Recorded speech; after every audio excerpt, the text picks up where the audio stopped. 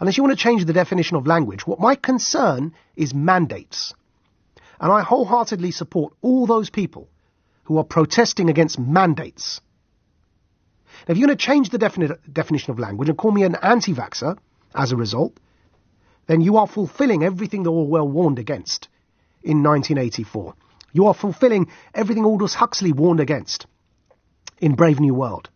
Because you change language so that you can destroy one's understanding of truth and make everything morally relative, where nothing has meaning anymore and therefore anything can be asserted. But think about this. In a world where nothing has meaning anymore because you change the definition of language, anything is possible, but only for those who have power. If nothing's real, if there's no truth, then whoever has power can define reality, and that's called tyranny. The only thing that resists tyranny is if you hold on to the truth. In a democracy, the one thing that is not subject to majority whim is truth. Now, you've got a situation which we pay lip service to all the time. We study this in school, people. Please understand me. I'm trying to show you all love here, not hate. We study this in school. And we talk about Chamberlain and appeasement. And we ask, how did people sleepwalk towards tyranny? Hannah Arendt, a great philosopher, made it her life's passion to understand how totalitarian arose, has even written a book on totalitarianism explaining it, and explained what the banality of evil means.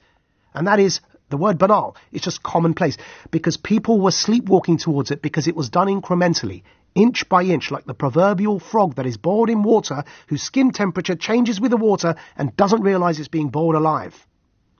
And that's why I'm asking you, at what point do you realize you're being boiled alive as that proverbial frog? Austria has announced a lockdown for the unvaccinated and then announced mandatory vaccinations for every single citizen. So now they're saying they want to force people with injections. At what point does this cross your red line? And do you believe me when we start saying this is tyranny? I'm not talking about vaccination. I'm talking about mandates.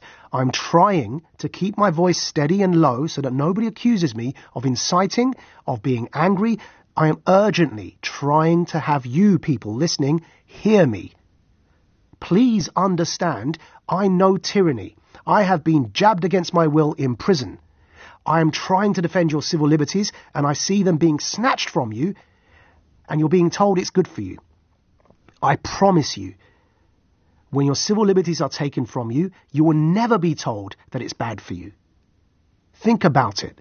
If you were the dictator or tyrant or politician seeking to take people's civil liberties, you would not lead by, I know this is bad for you, but I'm going to do it because I want power.